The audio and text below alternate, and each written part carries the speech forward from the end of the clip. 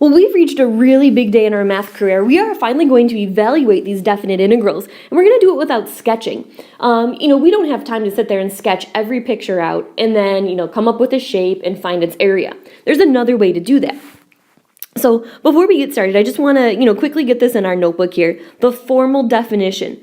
The definite integral is the area of a region. Okay. So back when we did derivatives, we hounded the word slope, slope, slope, slope, rate of change, rate of change, rate of change. Okay, all of those words meant take the derivative. Now we're switching our frame here, our frame of thought, and we're saying every time we see integrals, we're thinking area, area, area, area under the curve. So here's our definition we need in our notebook. If f is continuous on the closed interval a to b,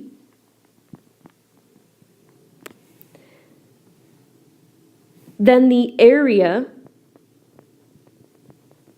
of the region bounded by the graph of f of x and the x-axis and the vertical lines x equals a and x equals b is given by the integral from a to b of f of x dx. Okay, and again, this picture sums it up. Here's the function. So it says we were bounded by the graph. Here's my f of x, and here's my x-axis. I'm in between those, and the vertical line x equals a and x equals b. So here it is. We have two fundamental theorems of calculus, and this is the first. And just like the name sounds, it's a pretty darn important rule. You will have to know it by name. Like I said, there are two fundamental theorems, and this is called the first fundamental theorem of calculus. And basically, all it is a method for evaluating a definite integral. Okay, so now copy this notation down very carefully. It says let big F of x be the antiderivative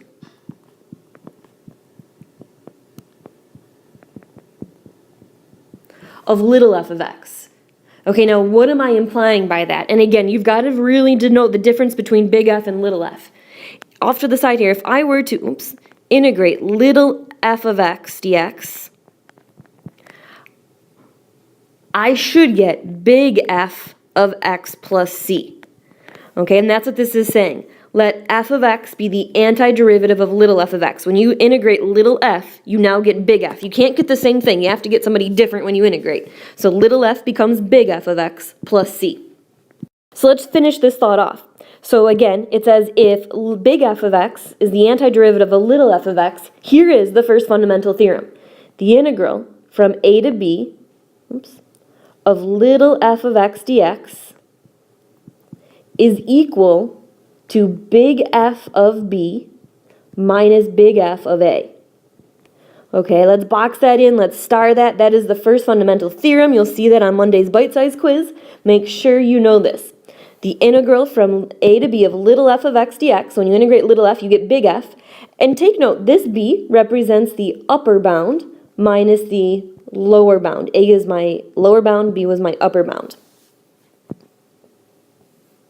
All right, so let's make a little cheat sheet in our notebook here. Here are the steps we're going to do for the first fundamental. We're first going to find the antiderivative. Then we're going to substitute in the upper bound. And we'll substitute in the lower bound, UB and LB, upper bound, lower bound. And then we'll subtract to get a definite finite number for the area under the curve. So let's go ahead and try one. This is kind of a monumentous moment. We are actually going to apply the first fundamental theorem of calculus. Now, I do want to give you just a little sketch, and I know the whole point of doing this is to not sketch it, but I do just want to be very clear on what we are finding. If I were to sketch that function y equals 4x minus x squared, and let's go ahead and do it in your notebook as well. Let's see, if I could pull out an x, I get 4 minus x, therefore my roots are 0 and 4, and it's clearly an upside down negative parabola. Again, I am finding the area from 0 to 4. Now, why can't I do this geometrically? Well, a parabola is not a circle, right? Okay, I can't just say it's half pi r squared. It's clearly not a rectangle, it's not a trapezoid. It's not a geometric shape that we know, and that's why calculus is so important. Everything does not just happen to be these simple geometric shapes. All right, so let's apply the steps for that first fundamental theorem. The first step was to find the antiderivative. So let's go ahead and integrate. So remember, we add 1 and divide by that. minus, that's x cubed over 3. Now I don't have a plus c on this bear, okay, because it's a definite integral, and we've talked about that. Now I'm going to clean this up one time, so I get 2x squared minus, I like to rewrite this as a fraction, 1/3 x cubed. Now this is pretty universal notation. You're now going to put a vertical line next to this function, and you're going to put your lower bound and upper bound on it. Okay, again, that's not really an option. You'll see that across, the whole world here. It's pretty universal. We integrate, and then we put our bounds off to the side. Now we apply the next step, which says find f of b minus f of a. So basically what we did here is we just got big F of x. Okay, now we need to go get big F of b minus big F of a. So bracket this in. All right, again, not an option. We're going to carefully substitute in the upper bound first. So 2 times 4 squared minus 1/3 times 4 cubed. Okay, we are done with the upper bound, so finish the bracket there. Minus, let's now substitute our lower bound in. 2 times 0 squared minus 1/3 times 0 cubed. And I think you'll come to find out that probably one of your favorite numbers, if it's not already, 0 probably is going to turn into one of your favorite numbers this year. And of course, here's why. 0 squared times 2, that's all just garbage, that disappears. And now I just need to evaluate this function here. 4 squared is 16 times 2 is, oops, lost my pen, 32. Let's see, 4 cubed is 64, oopsie. All over 3. I need a nice common denominator, so I'm basically just going to multiply this fraction by 3 over 3. So that's 96 thirds minus 64 thirds. Gets me 32 thirds.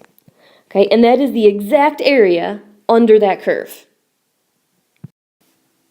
All right, let's go ahead and try another one here.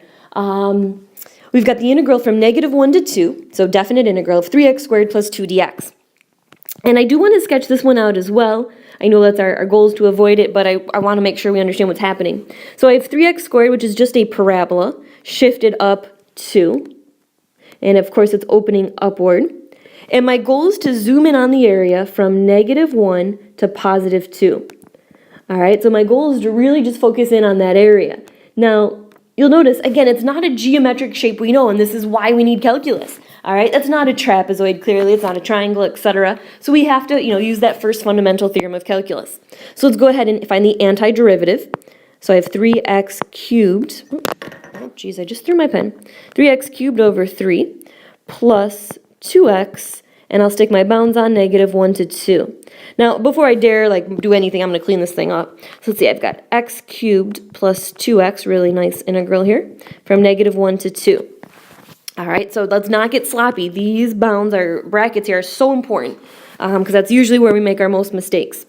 So I'm going to substitute in upper minus lower, 2 cubed plus 2 times 2. So there's my upper bound minus, carefully plug in that lower bound, -1 cubed plus 2 times -1. All right, now we don't have that lovely 0 to make things cancel out here, so we do have to be patient with our addition. 2 cubed turns into, let's see, that's 8 plus 4. All right, keep them in brackets, keep it nice and neat, minus -1 cubed is -1. 2 times -1 is -2. Notice I'm keeping the brackets. It's so easy to make a mistake now. So that turns into a 12 minus. Inside here I've got -3, so I get a nice 15 for my area. All right, so I'll do one more with you, and then I'll give you a few to practice on your own here. Number 1, the area from, or integral from 1 to 2 of 3 over x squared minus 1 dx. Now again, you've got to be smart and slow down. Let's rewrite this before we dare try to integrate. This is really 3x to the -2 minus 1 dx. All right, I'm just bringing that bear up by slapping a negative exponent on it. Okay, now integrate each term separately. 3x raised to, remember, we're adding 1, so that's -1 divided by -1 minus the integral of 1 is just 1x from 1 to 2. Now again, I'm doing a lot of rewriting before I actually substitute this in. So I'm going to say this is -3 over x minus x from 1 to 2. Okay, would you agree with that? That x just moved to the bottom. 3 divided by -1 is -3. Now we'll substitute the upper minus the lower. Okay, so nice big bracket, -3 over 2 minus 2, minus, substitute the lower, -3 minus 1. All right, lots of times we're going to have to slow down and get common denominators. I'm going to scratch that 2 and call it 4 over 2. 4 over 2 is 2. Now I have a common denominator, and I get -7 over 2. Minus, -3 minus 1 is a -4. Okay, so I'm going to say that's -7/2. This minus minus turns into a plus, and I'm going to kill 4 and actually put in a 8/2 instead. So I get a nice grand total of 1/2. We're going to deal with a lot of fractions when we integrate from this point forward, so slow down. They're going to be non-calculator, of course, and really work on getting those common denominators. All right, for our next example, we're going to integrate from 1 to 4 of x minus 2 divided by radical x. Okay, so at this point, one term on the bottom, you've got to be thinking in your head, make like a beaver and split. So I'm going to say it's x divided by radical x minus 2 divided by radical x dx. All right, so zero calculus has been done. You've been dividing since algebra, and that's all I did was split the 2 and divide both by radical x. Now let's rewrite again. 1 to 4. I can think of this as x to the 1/2. And when I divide, I subtract exponents. So I get x to the 1/2. That's 1 minus 1/2. Minus 2x to the -1/2 dx. All right. Now we're ready to integrate. So I'm going to add 1. So that becomes x to the 3/2 times 2/3. Remember, I'm just doing 2 over 2. And I'm going to add 1 here. So add 2 over 2. So I'm going to get a minus, let's see, that's 2x to the 1/2 times 2. Okay, and my bounds are from 1 to 4. Now, again, I'm going to clean this up before I actually plug those in. I've got 2/3, the square root of 4 cubed, minus, that's a 4, times the square root of 4. Minus, plug in my 1, 2/3, the square root of 1 cubed minus 4 times the square root of 1. And I'll do my arithmetic now. Now, some of you get caught up in this. It doesn't matter what you do first. You can cube that first or square root it first. Do whatever's easier. I think taking the square root's easier. The square root of 4 is 2. 2 cubed is 8. That gets me 16/3. Minus the square root of 4 is 2, so I'm going to say minus 8. Okay, keep that in a nice bracket. Minus.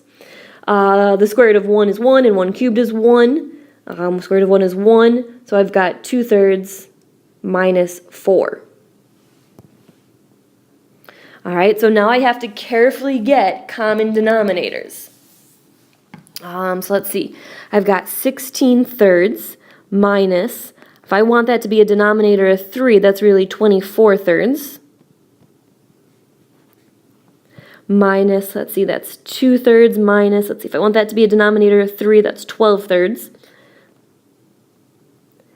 And I'll just carefully do my arithmetic here. 16/3 minus 24/3 gets me 8/3, -8/3, minus, that's going to be a -10/3, and those two negatives make a positive for a nice answer of 2/3.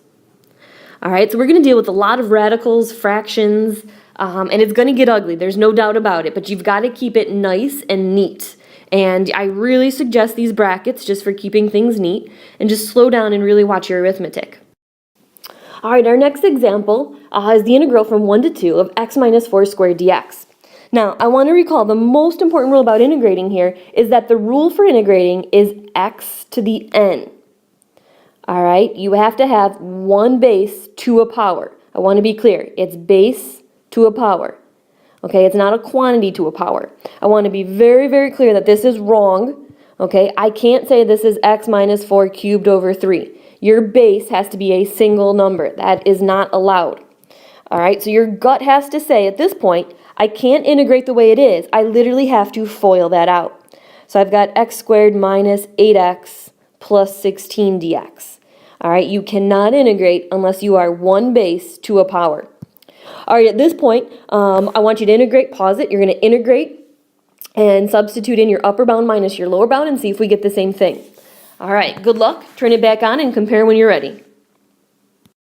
All right, I've got mine cooking here. I'll just kind of scroll through. You can compare with yours. I've integrated. I cleaned it up a little, plugged my bounds in, very carefully plugged my bounds in, switched my whole numbers to fractions there, and I ended up with a grand total of 19/3.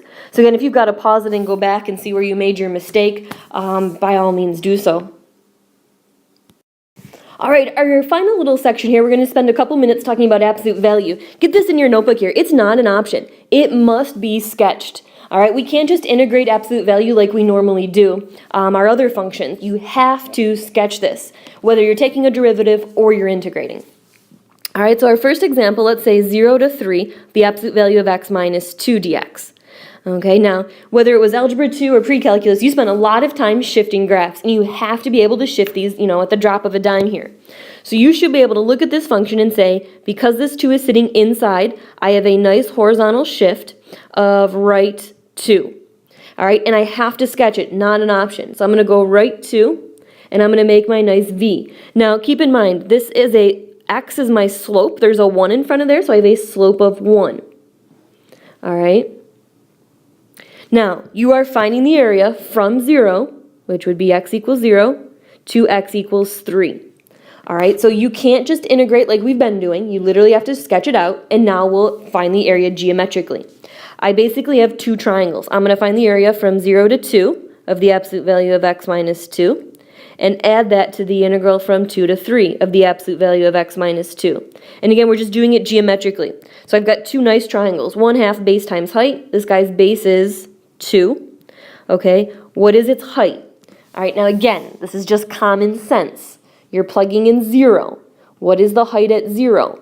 Well, plug 0 in your equation. The absolute value of 0 minus 2 is 2. So I would say this has an area of 2. Plus, now I need the area of this little guy.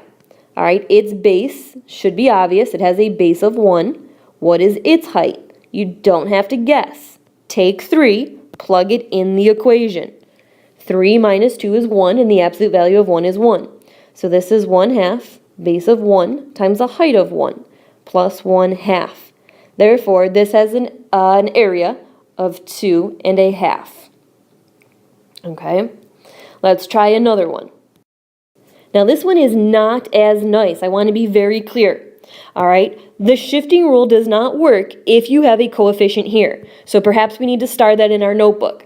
All right, I'll read it, you write it. The shifting rule does not work if the slope is greater than 1. The shifting rule does not work if the slope is greater than 1. All right, so the first thing I'm going to do actually is I'm going to get my x-intercept. Okay. Now, I know some of us, have issues with this as well. This is, again, a very general idea. Draw something that crosses the x-axis. What do you know about it? Okay, just think, very basic, something is equal to 0, and that would be the y value. That would be x something 0. So I'm plugging 0 into y. So add 3, divide by 2, x equals 3/2. That is exactly where I need to put my vertex. 3/2 is 1.5. So there's 1, there's 2, here's 1.5. Okay, the slope has a positive 2, so it's just a little steeper when I draw it. And now I'm finding the area from 0 to 3. So from 0, till 3. All right, now these bases are just a little uglier, keep that in mind. I still have two simple triangles, 1/2 base times height, 1/2 base times height. All right, let's start with this first triangle. All right, my base is 1.5 or 3/2. My height at 0, if you don't know, plug it in. 0 into the equation gets me the absolute value of 3 or 3. Therefore, I get 9/4 plus. Okay, I've got 1/2. The base here is 1.5, so 3/2 times my height. Again, plug it in. 2 times 3 is 6, minus 3 is 3. I get 9/4 again, 18/4, or 9/2. Now, they're not always going to be symmetric. Keep that in mind. This one just happened to be symmetric. But the key is the absolute value has to get sketched. Just get the x-intercept. All right. Our next example is the integral from 0 to 4 of the absolute value of x squared minus 4x plus 3 dx. Now, you'll notice this isn't going to make a v. It's actually a parabola that's reflected above the x-axis. So the first thing I did was I get my x-intercepts. Okay, and again, that's when my y equals 0. So I've got 1 and 3, and it's a positive parabola opening upward, so it looks like this. Now, let me just make that dot a little bigger. The absolute value is going to take whatever that function is, okay, and bring it above the x-axis. And our goal is to find the area from 0 to 4 to the x-axis. All right, so let's get that sketched out so we know exactly what we're looking for. So here's what I'm going to do. I'm basically going to integrate this 3 times, okay? Because these aren't shapes. I want to be clear. This is not a triangle. No matter how you drew it, this has a slight slope, okay? In that parabola, you never have a straight line. I know it may look like that on my paper. I want to be very clear that that has a nice slope to it. All right, and that has a slope to it. Those are not triangles. This is not possible to do with geometric shapes. So we actually have to integrate 3 times. I have to integrate from 0 to 1 of x squared minus 4x plus 3 dx, plus I have to integrate from 1 to 3. Now, this value is going to be negative because it's sitting below, so I have to take its absolute value of x squared minus 4x plus 3. And then lastly, I have to add on to that the integral from 3 to 4 of x squared minus 4x plus 3. Okay, and again, the only one I put the absolute value around was this section because when I drew it out, it was a negative value, and the absolute value says make everybody positive. So I'm not going to sit here and calculate all that. I'll let you play with that in class tomorrow. But the idea is that any absolute value we have has to get sketched out. Otherwise, you wouldn't know that you had to take this section here, split it, and make it positive, and you would get the wrong answer. You would get something called displacement. All right, well, that does it for us tonight. We'll have lots of practice tomorrow, and have a great night.